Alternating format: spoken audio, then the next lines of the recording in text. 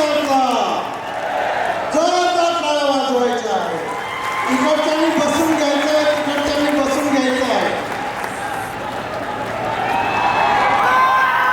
रमेश चंद्रकाला जी,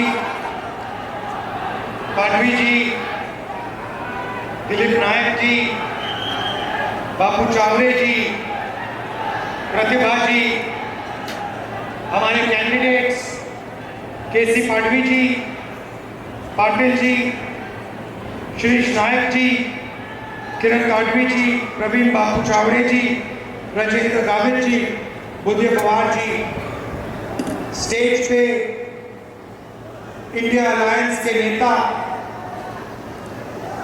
भाई और बहनों, कांग्रेस पार्टी के हमारे प्यारे कार्यकर्ता, अलायंस बब्बर शेर, कांग्रेस पार्टी के बब्बर शेर,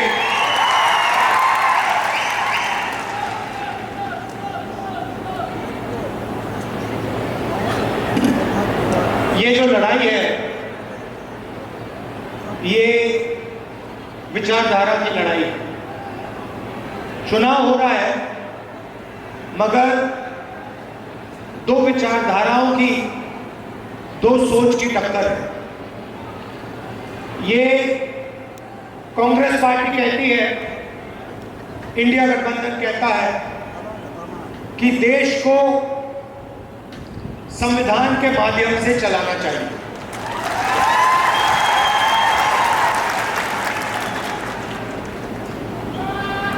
प्रधानमंत्री जी कहते हैं कि मैं संविधान को पब्लिक मीटिंग में दिखाता हूं और संविधान खाली है. संविधान उनके लिए खाली है क्योंकि उन्होंने ये संविधान जिंदगी में पढ़ा नहीं है. उनको कोई आइडिया नहीं कि इस किताब के अंदर क्या लिखा हुआ है. इसीलिए प्रधानमंत्री जी के लिए ये संविधान खाली है.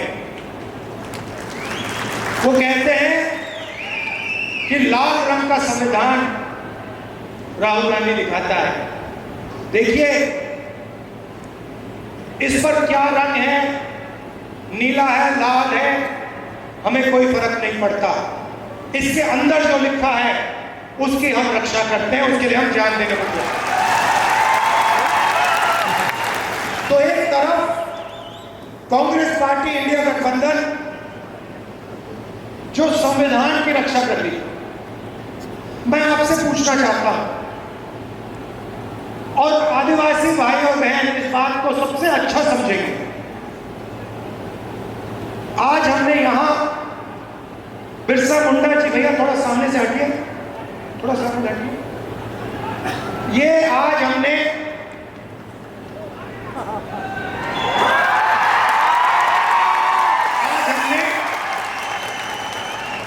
इनके सामने, बिरसा मुंडा जी के सामने हाथ जोड़े, मत्था टेका. मैं आपसे पूछना चाहता हूं, क्या बिरसा मुंडा जी की सोच इसमें नहीं है?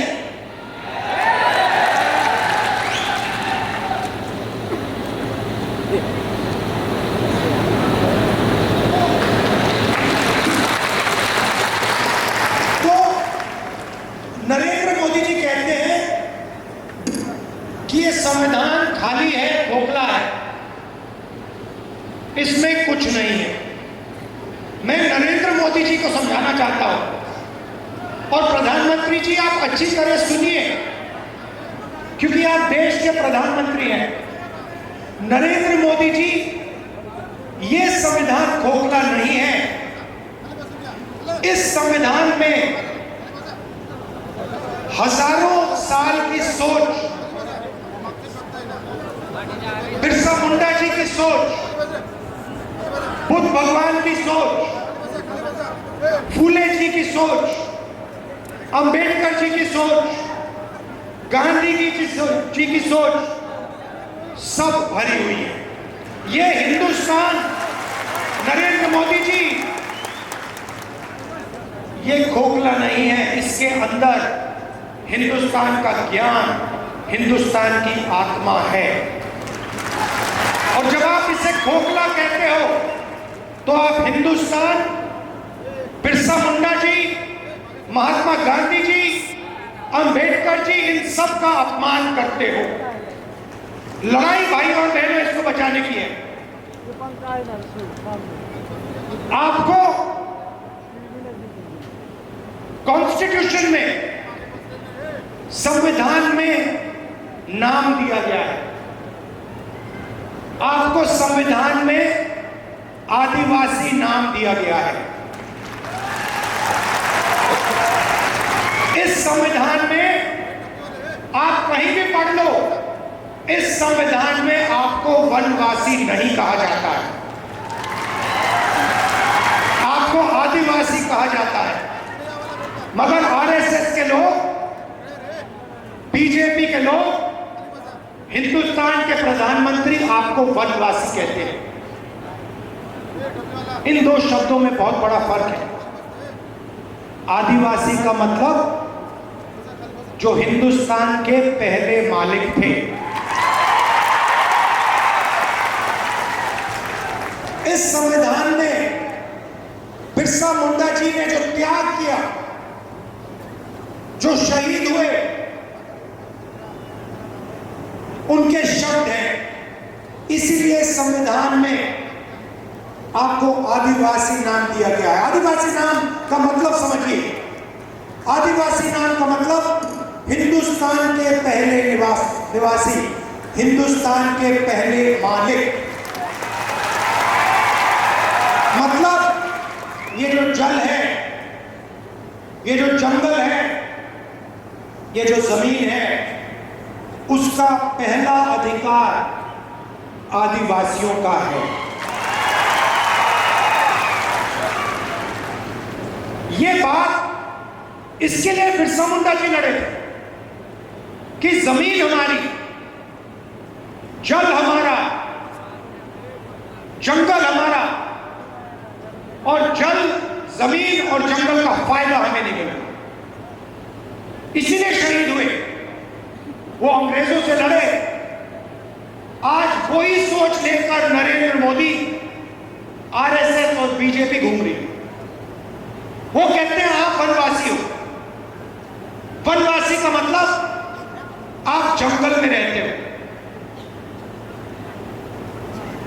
वनवासी का मतलब आपको ना जल पर, ना जंगल पर, ना जमीन पर अधिकार होना चाहिए। वो आपसे अधिकार छीनते हैं। आपको कहते हैं आप वनवासी हो, और फिर पूरे देश में जंगल काटने का काम करते हैं, आपकी जमीन छीनने का काम करते हैं। पैसा कानून कौन लाया? जमीन अधिग्रहण बिल कौन लाया? न्यायगिरी में कौन लड़ा? कांग्रेस पार्टी लड़ी, इंडिया गठबंधन के लोग लड़े।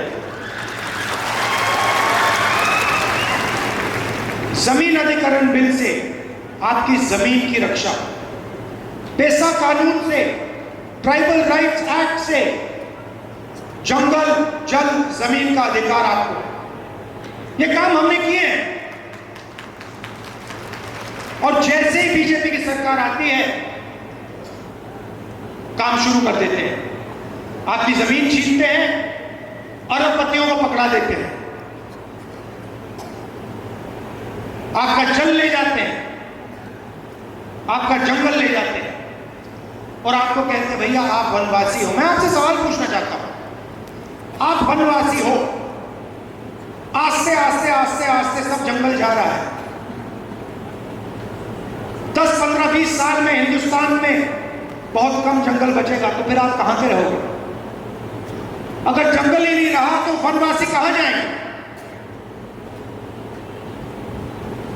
आप दूसरे प्रदेशों में जाओगे, मजदूरी करोगे। वनवासी का मतलब आपके बच्चों को शिक्षा ना मिले। वनवासी का मतलब आपके बच्चे इंजीनियर, डॉक्टर, लॉयर ना बने, अपना बिजनेस ना चालू करें। वनवासी का मतलब आपके बच्चे पायलट ना बने। आदिवासी का मतलब आपके बच्चे इंजीनियर बने, डॉक्टर बने, लॉयर बने। आपके बच्चे बिजनेस चलाएं, सरकार चलाएं। यह है फर्क आदिवासी वनवासी। अब दूसरी बात आपको बताना चाहता हूं और इस बात को आप दिल में रखिए। हिंदुस्तान में आदिवासियों की 8% आबादी है। अगर आप 100 लोग चुनो तो 800 में से आदिवासी। सही बात। तो मैंने पता लगाया आबादी 8%। तो मैंने पता लगाया ठीक है भैया, अगर 8% आबादी है तो भागीदारी कितनी होनी चाहिए? अगर 8% आबादी तो कितनी भागीदारी? 8% होनी चाहिए। सही है गलत? सही है ना? बराबर है ना? अगर 100 में से 8 आप हो तो फिर भागीदारी भी होनी चाहिए 8 की। तो मैंने पता लगाया, मैंने कहा देखो भाई पता लगाते हैं हिंदुस्तान की सरकार में आदिवासियों की कितनी भागीदारी है। 90 अफसर हिंदुस्तान की सरकार को चलाते हैं। 90 अफसर हिंदुस्तान की सरकार को चलाते हैं। जो आप जीएसटी का पैसा देते हो, रोज देते हो, वो पैसा दिल्ली की सरकार को जाता है, उसको 90 अफसर बांटते हैं। मैं आपसे पूछना चाहता हूं, अगर दिल्ली की सरकार 100 रुपए खर्च करती है तो उसमें से आदिवासी अफसर कितने रुपए का निर्णय लेते हैं? बताइए बताइए बताइए। शांत हो गए आप? ये आपको मालूम होना चाहिए, ये सच्चाई आपको मालूम होनी चाहिए। भाइयों बहनों, अगर हिंदुस्तान की सरकार 100 रुपए खर्च करती है तो आदिवासी अफसर 10 पैसे का निर्णय लेते हैं। मतलब आपकी भागीदारी 100 में से 8%, आपकी आबादी 100 में से 8, आपकी भागीदारी 100 रुपए में से 10 पैसे। 90 में से सिर्फ एक अफसर आदिवासी है और उस अफसर को पीछे कोने में बैठा रखा है, उसको काम नहीं देते। बड़ी मिनिस्ट्री उसके हाथ में नहीं है, उसको कहते हैं आप आदिवासी हो, आप पीछे बैठो। आप वनवासी हो, आप पीछे बैठो। यह बदलना है। बदलने का तरीका जाति जनगणना, कि सबको पता लग जाए कि सचमुच में आदिवासियों की कितनी भागीदारी है। मैं आपसे पूछना चाहता हूं, आप मीडिया देखते हो ना? देखते हो मीडिया? ये बड़े बड़े टीवी वाले एंकर हैं, इसमें से मुझे एक आदिवासी का नाम बता दो। एक आदिवासी का नाम बता दो, एक दलित का नाम बता दो, एक पिछड़े वर्ग का नाम बता दो। नहीं मिलेगा। हिंदुस्तान की सबसे बड़ी कंपनियों में, अदानी की कंपनी में, अंबानी की कंपनी में, मुझे एक आदिवासी नाम बता दो। नहीं मिलेगा। मजदूरों की लिस्ट निकालो, मनरेगा की लिस्ट निकालो, आदिवासी उसमें भरे हुए हैं। ये इमारतें आप बनाते हो, सड़कें आप बनाते हो, खून पसीना आप देते हो, मगर हिंदुस्तान में आपको भागीदारी नहीं मिलती है। ये सच्चाई है। इस सच्चाई को स्वीकार करना ही पड़ेगा। और मेरा लक्ष्य है कि आदिवासियों को, दलितों को, पिछड़े वर्ग को हिंदुस्तान में भागीदारी मिले, हिंदुस्तान में पावर मिले, सरकारों में जगह मिले, बिजनेस में जगह मिले।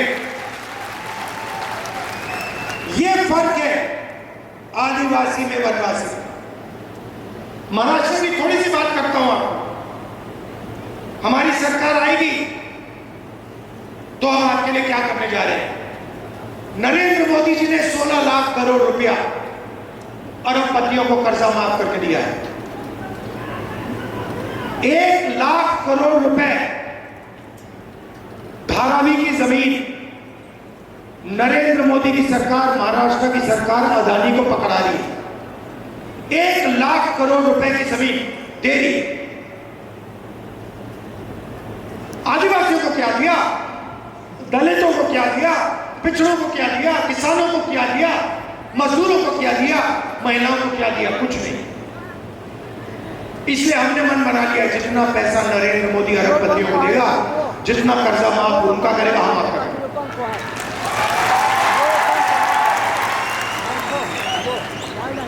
तो सबसे पहला काम, महालक्ष्मी योजना, अच्छी तरह सुनिए, ये आदिवासी बहनें जो आई हैं, आपके बैंक अकाउंट में हर महीने 1 तारीख को खटाखट 3,000 रुपए अंदर आप जगेगी, बैंक अकाउंट में देखेगी। और महाराष्ट्र की सरकार, कांग्रेस पार्टी की सरकार, इंडिया गठबंधन की सरकार ने सुबह ही आपके बैंक अकाउंट में 3,000 रुपए डाल दिए। उसके बाद आप कहेंगे चलो मार्केट जाती है, चलो मार्केट चले। आप जब बस में मार्केट जाएंगी आपको पता लगेगा कि कांग्रेस पार्टी की सरकार ने महिलाओं के लिए बस का टिकट फ्री में कर दिया। आप बैठेंगी, कोई आपसे पैसा नहीं मांगेगा, आप बिना पैसे दिए बैंक जाएंगी, 3,000 रुपए बैंक अकाउंट से निकालेंगी और वापस आ जाएंगी। और जब भी आपको बस की जरूरत पड़ेगी, महाराष्ट्र में आपको कहीं भी जाना हो, महाराष्ट्र की महिलाओं से 1 रुपया नहीं लिया जाएगा। अब किसान कहेंगे राहुल जी आपने महिलाओं को 3,000 रुपए दे दिए, इंडिया गठबंधन की सरकार ने महिलाओं को 3,000 रुपए दे दिए। हर महीने जनवरी, फरवरी, मार्च महिलाओं के बैंक अकाउंट में आ जाता है, फ्री में बस में घूमती हैं, हमारा क्या होगा? सब किसान कहेंगे। मैं उनको कहना चाहता हूं 3 लाख रुपए तक का कर्जा आपका माफ होगा। और जब आप धान, सोयाबीन, कपास बेचोगे तो आपको सही दाम, minimum support price Congress party की, इंडिया गठबंधन की सरकार दी। जाति जनगणना की मैंने बात कर दी। हम महाराष्ट्र में जाति जनगणना कराएंगे और पता लगाएंगे कि आदिवासियों की कितनी भागीदारी है संस्थाओं में, सरकार में, ब्यूरोक्रेसी में। आदिवासी, दलित, पिछड़े वर्ग के कितने लोग हैं? पार्लियामेंट में मैंने कह दिया है, लोकसभा में नरेंद्र मोदी के सामने, कांग्रेस पार्टी की सरकार जाति जनगणना करेगी और ये जो 50% का आपने रिजर्वेशन पे दीवार लगा रखी है उसको तोड़ के उड़ा के फेंक दिया। रिजर्वेशन को हम 50% से आगे ले जाएंगे। लोकसभा में मैंने बोला है, ये वायदा मैं आपसे कर रहा हूं, जाति जनगणना और 50% की दीवार कांग्रेस पार्टी की सरकार दिल्ली में तोड़ेगी, महाराष्ट्र की सरकार वहां तोड़ेगी। जाति जनगणना हम करके दिखाएंगे। सबसे ज्यादा कष्ट गरीबों को इलाज से होता है। गरीब किसान को दिल का ऑपरेशन करना हो, पेट का ऑपरेशन करना हो, किसी को कैंसर हो जाता है, कैंसर का इलाज करना होता है, तो गरीब किसान कर्ज में डूब जाता है, आत्महत्या कर लेता है। इसलिए आपकी नई सरकार, इंडिया गठबंधन की सरकार, महाराष्ट्र में सबको 25 लाख रुपए तक का बीमा देने जा रहे हैं।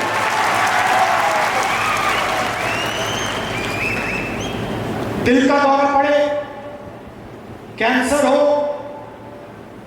किडनी की बीमारी हो, लिवर की बीमारी हो, पेट की बीमारी हो, आप अस्पताल जाओगे, 25 लाख रुपए तक का इलाज आप मुफ्त में करवाओगे। और युवाओं को, बेरोजगार युवाओं को 4,000 रुपए प्रति महीना जब तक वो रोजगार पालेंगे, और 2.5 लाख सरकारी रोजगार जो नरेंद्र मोदी और बीजेपी की सरकार, महाराष्ट्र की सरकार नहीं दे रही, वो हम आदिवासियों के, दलितों के, पिछड़ों के, गरीब जनरल कास्ट के लोगों के हवाले कर रहे हैं।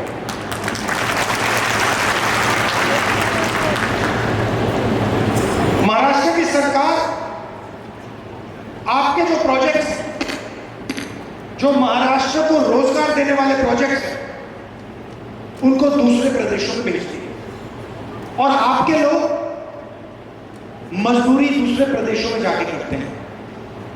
उदाहरण देता हूं, वेदांता और फॉक्सकॉन का सेमीकंडक्टर प्लांट, जिससे महाराष्ट्र के युवाओं को 10,000 रोजगार मिलते हैं, 1.5 लाख करोड़ रुपए का प्लांट है, ये उन्होंने महाराष्ट्र से छीन कर गुजरात भेज दिया। टाटा एयरबस का मैन्युफैक्चरिंग यूनिट, 10,000 रोजगार, 1.8 लाख करोड़ का प्रोजेक्ट है, यह महाराष्ट्र की सरकार ने गुजरात भेज दिया। आईफोन बनाने का प्लांट, 2 लाख करोड़ रुपए का प्लांट, 75,000 युवाओं को रोजगार मिलता, यह उन्होंने महाराष्ट्र से छीन कर गुजरात भिजवा दिया। ड्रग पार्क 80, आपको जो भी मिला, जमीन, जल, जंगल, शिक्षा, स्वास्थ्य, रोजगार, जो भी मिलता है, मनरेगा, भोजन का अधिकार, ये सब इस किताब में। और इस किताब के अंदर पवित्र सोच है, बिरसा मुंडा जी की सोच है, महात्मा गांधी की सोच है, अंबेडकर जी की सोच है, बुद्ध भगवान की सोच है। और जब नरेंद्र मोदी कहते हैं कि ये संविधान खोखला है, इसके